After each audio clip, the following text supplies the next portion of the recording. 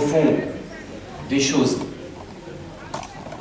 C'est celui qui connaît toutes les choses, mais en particulier dans leur aspect caché. Caché, c'est-à-dire par rapport à nous. Ce qui nous est inaccessible, tellement profond, tellement complexe, tellement intérieur, lui il le sait. Et il n'y a d'ailleurs dans sa science aucune différence entre ce qui est extérieur et intérieur, évident et caché, car pour lui, tout est présent dans sa science, tout est évident. Donc quand on dit caché ou extérieur, c'est par rapport à notre vision à nous, êtres humains. Donc, le premier sens de Al-Latif, c'est le sens de la connaissance subtile, des détails subtils des réalités des choses. وأما المعنى الثاني من اسم الله اللطيف فهو الشيء الصغير الدقيق وهو ضد الكثيف وهذا في حق الله مستحيل. Le deuxième sens du mot latif en arabe, c'est ce qui est, c'est la chose subtile, petite, minuscule, c'est le contraire de ce qui est épais, ce qui est gros, grossier. Donc la chose subtile. Et ça, ce sens-là, on ne peut pas l'appliquer à Allah Azza wa Jalla, car ce sens, c'est un sens matériel. Et Allah est au-dessus et au-delà de toute forme matérielle. وأما المعنى الثالث من معاني اسم الله اللطيف فهو الذي أوصل إلى العباد المنافع من حيث لا يعلمون ومن حيث لا يقدرون على الوصول إليها. Le troisième sens du nom Al-Latif, c'est ce qu'on pourrait traduire par le bienveillant, le bon, la bonté bienveillante, qui permet et qui accorde à ses créatures tous les bienfaits, toutes les choses utiles pour eux, il leur accorde d'une façon discrète, invisible. Ils ne se rendent pas compte et par leur propre force, ils ne peuvent pas arriver à ces bienfaits-là. Mais les bienfaits leur arrivent. Les bienfaits sont présents et ils ne savent pas comment ils arrivent, mais Allah leur fait parvenir ces bienfaits. Donc on va retenir, d'après l'explication des savants, le premier et le troisième sens. Premier sens, Allah connaît tous les détails et les subtilités des choses qui nous sont cachées. Allah les connaît de façon parfaite. Et le deuxième sens qu'on retient, c'est que Allah est bienveillant envers ses créatures, qui leur fait parvenir tout le bien dont ils ont besoin par des voies qu'ils connaissent et par des voies qu'ils ne connaissent pas. On va entrer dans les exemples, Inch'Allah, ce qui nous permettra de mieux connaître. Car les savants nous disent, on ne peut pas connaître ce nom Al-Latif sans connaître les aspects de ses actions de bienveillance. Pour connaître le nom, il faut connaître les qualités et les actions qui manifestent ce nom. قال الله سبحانه وتعالى في كتابه الكريم الله لطيف بعباده يرزق من يشاء وهو القوي العزيز. Dans un premier verset que nous pouvons citer, le Coran nous dit Allah est latif, est bon, bienveillant, connaisseur secret avec ses serviteurs, avec ses créatures. Il accorde la subsistance, les moyens d'existence à ceux qu'il veut, à qui il veut. Et il est celui qui est tout puissant et très fort. Ce verset qu'on vient de citer peut être interprété dans les deux sens du mot Al-Latif.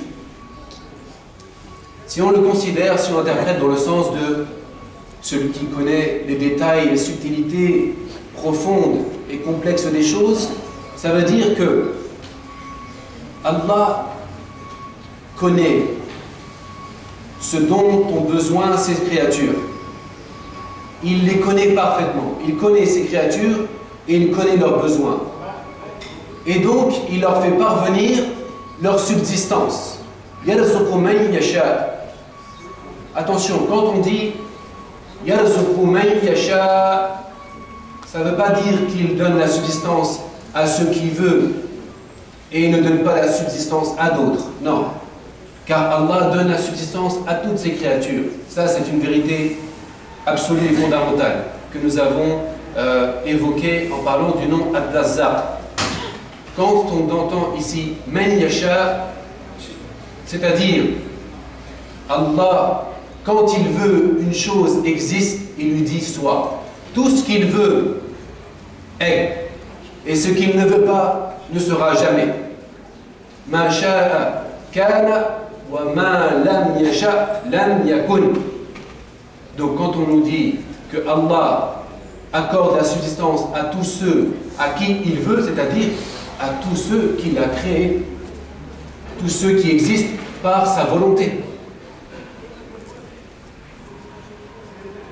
Et quand on comprend le sens de ce verset en interprétant le nom Al-Latif dans le sens de bienveillant, la grâce, la bienveillance, la douceur, ça veut dire que Allah leur accorde cette subsistance d'une façon discrète, d'une façon douce, d'une façon parfois même dont on ne se rend même pas compte. Il observe ces créatures, il sait tous les détails de notre vie, tous les détails de notre existence, tous les détails de nos pensées, tous les détails de nos actions. Sachant cela, nous ne pouvons que craindre notre regard, craindre nos pensées, craindre nos actions, car nous sommes sous surveillance. Et rien n'échappe au Tout-Puissant et à l'Omniscient. Voyons maintenant quelques exemples de cette bienveillance subtile qui nous entoure et qui imprègne toute la création. Elle est invisible, mais son action est visible. Il faut voir et réfléchir et méditer sur les signes de la bienveillance d'Allah pour reconnaître sa bienveillance.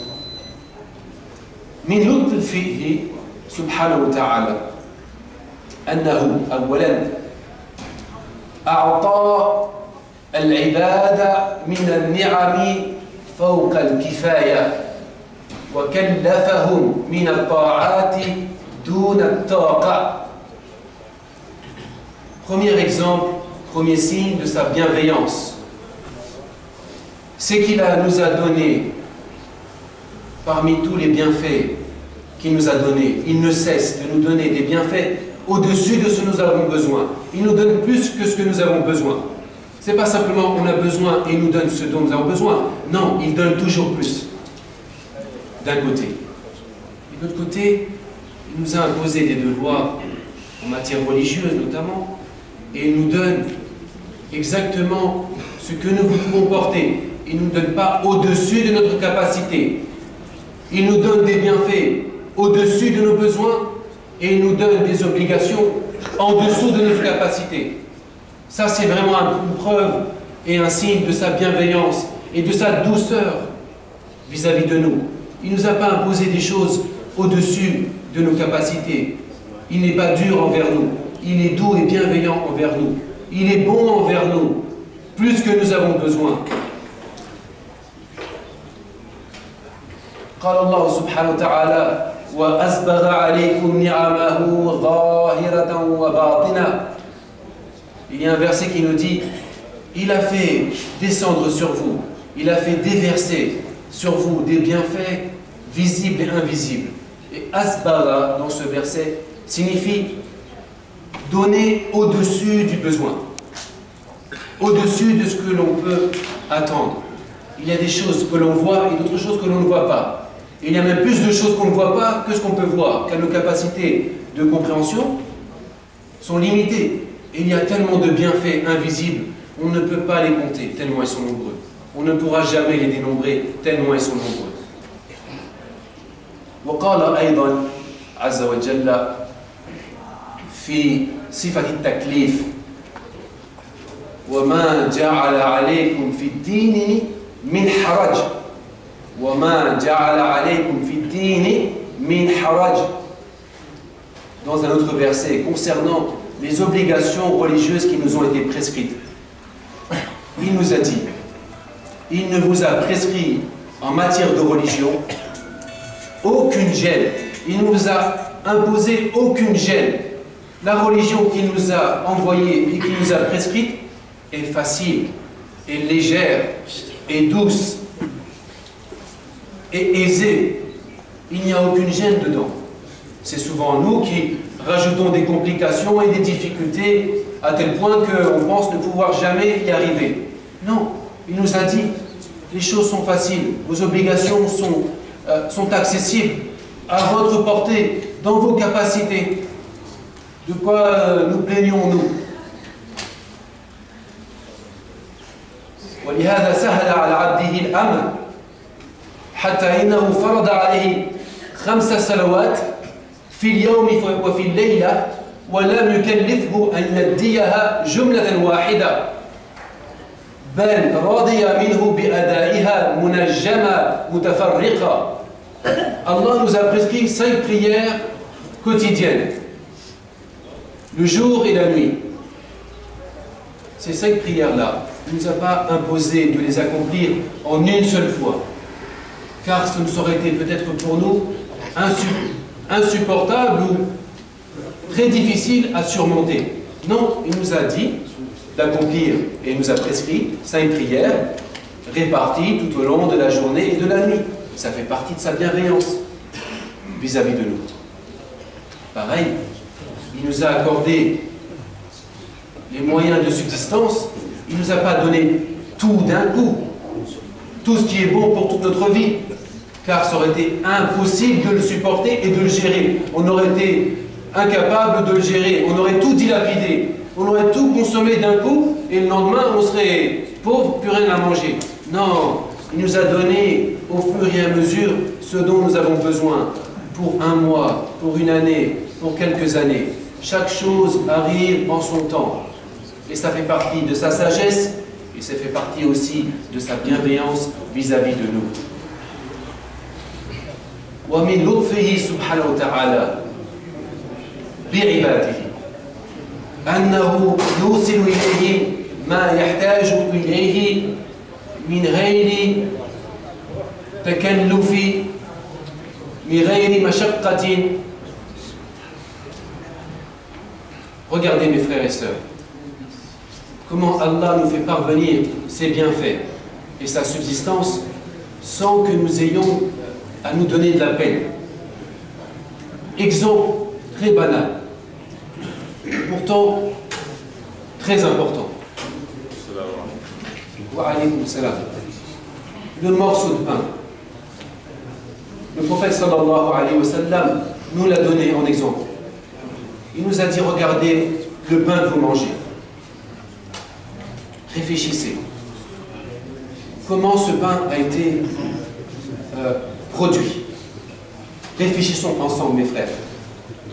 Allah nous dit: Alam tara anna Allah anzala min as-samaa'i ma'an fatusbihu al-ardu mukhtarratan. Inna Allah latifun khabir. Allah nous dit: n'as-tu pas vu comment Allah fait descendre du ciel une eau, et ensuite, avec cette eau, la terre reverdit, revit. Allah est bienveillant, parfaitement connaisseur. L'eau descend du ciel, elle pénètre la terre. La graine est plantée. La graine est plantée et avec l'eau, elle pousse. Ensuite, il faut entretenir la terre. Il faut semer la graine, préparer la terre, semer la graine, arroser la graine, récolter, moissonner. Une fois que la graine, la farine, le blé, on a le grain, on doit moudre le grain, préparer la pâte, préparer le pain. Tout ça, ce sont des étapes qu'une personne, peut-être, ne peut pas faire. Une personne ne peut pas préparer tout cela du début jusqu'à la fin. Et si on regarde combien de personnes ont participé à l'élaboration et à la production du pain depuis le début, lorsque l'eau arrive sur la terre, lorsque l'eau bénie du ciel arrive sur la terre bénie d'Allah, et qu'elle est entretenue par les serviteurs d'Allah, comment les choses arrivent vers nous. Quand on mange le pain, il faut s'arrêter un instant et méditer sur le bienfait du pain. Le prophète sallallahu alayhi wa sallam nous disait « Akrimul khubza ». Il disait « Honorez le pain ». Le pain a une grande valeur, le pain a une noblesse. Vous pensez que c'est quelque chose de futile, quelque chose sans importance? Non, réfléchissez. D'où il vous vient? Comment il vous est parvenu? Et qui vous l'a fait parvenir à travers cette chaîne? La chaîne des serviteurs d'Allah qui ont permis de faire de ce bienfait, de multiplier le bienfait. Tous les bienfaits d'Allah qui sont intervenus dans un bout de pain. Si on réfléchit, la grâce d'Allah, sa douceur et sa bienveillance sont immenses.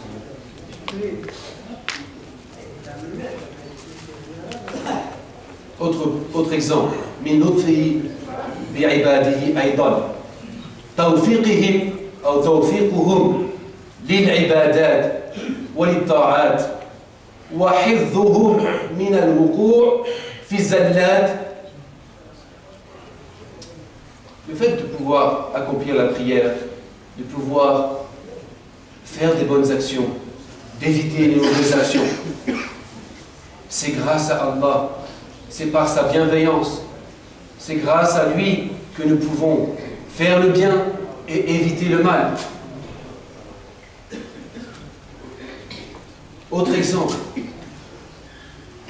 il a préservé dans les cœurs des croyants la foi. Il a préservé dans les cœurs des croyants la foi. Même si nous commettons des péchés, même si nous commettons des erreurs, la foi, la graine de la foi, Allah la préserve. Bien sûr, elle diminue, elle augmente, mais c'est Allah qui la préserve. Ça, c'est quelque chose d'extraordinaire, quelque chose de magnifique, dont on ne se rend pas assez compte. Comme disait Savant, l'exemple qu'il nous donne le Coran, Allah fait sortir le lait, il fait sortir le lait pur entre le sang et les excréments. Vous savez, le lait, c'est quelque chose, on sent la pureté, on voit la pureté, la blancheur, la douceur. Mais quand on sait d'où il vient, on se rend compte que c'est un miracle. Allah a sorti une chose si belle et si douce et si utile et si aimable que le lait. Il l'a fait sortir d'une condition vile, le sang et les excréments. Et si vous regardez, toutes les choses précieuses sur terre viennent d'une condition et d'une matière souvent qui n'est pas précieuse. Allah fait sortir les choses latif des choses kathif. Par exemple, l'or et l'argent. L'or et l'argent, les joyaux, viennent de pierre. Quand on casse la pierre, quand on cherche au fond de la terre, on trouve les joyaux. Sous la terre se trouvent des joyaux. L'abeille insignifiante, produit le miel. Le ver à soie produit la soie. Vous voyez ces choses précieuses, si belles, dont on fait des merveilles sur terre, elles sont issues à l'origine de choses épaisses, parfois viles, qui n'ont pas l'air d'être précieuses. Eh bien, c'est la même chose. Non, pardon. mashkouri. C'est la même chose avec l'être humain. L'être humain est tiré de la terre. Il est tiré de la terre et de la boue qui sent mauvais. Mais Allah a mis dans cet être-là, il a fait de cet être-là son représentant, son lieutenant sur terre. Il lui a confié la responsabilité de recevoir l'amana. Il lui a donné le privilège de recevoir l'esprit. Il lui a donné le privilège de connaître son Seigneur, d'aimer son Seigneur. Il a fait de cet être à l'origine de la terre un être destiné au plus haut des degrés spirituels.